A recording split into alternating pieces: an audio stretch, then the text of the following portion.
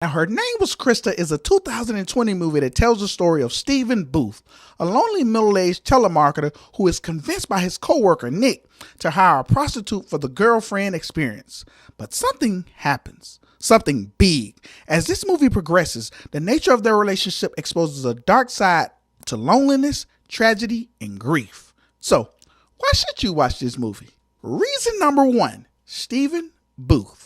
Now, in 2022's Her Name Was Christa, we meet our lonely 40-year-old telemarketer, Stephen Booth. Now, Stephen has a good job and lives a pretty decent life, but he doesn't have a social life. In fact, his love life is non-existent. Now, when one of his co-workers, Nick, tries to get him laid, they both come up with the idea to hire a prostitute to get Stephen back into the swing of things.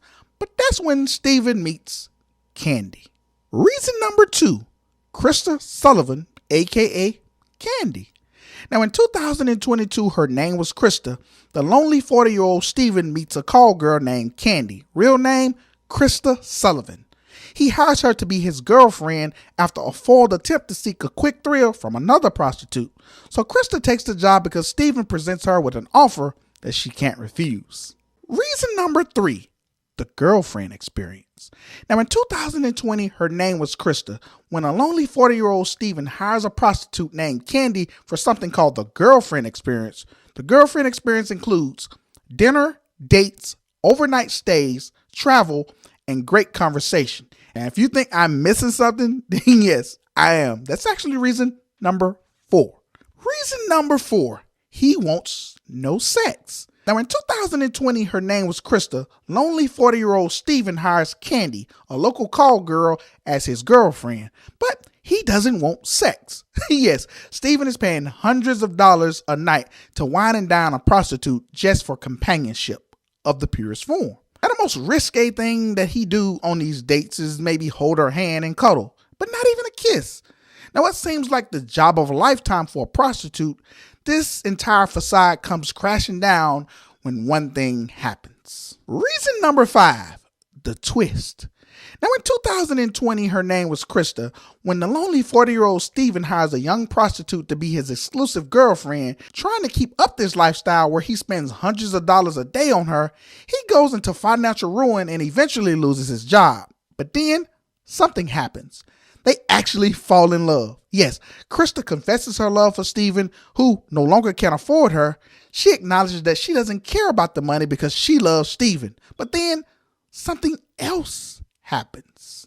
Reason number six, Christa dies.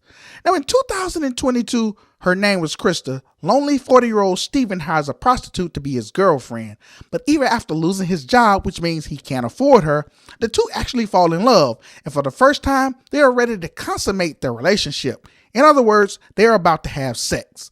So Christa goes into the bathroom to get herself ready. And after a prolonged period, Stephen finds Christa is still in the bathroom, but dead. Yes, it appears Christa was a junkie. Reason number seven, the macabre.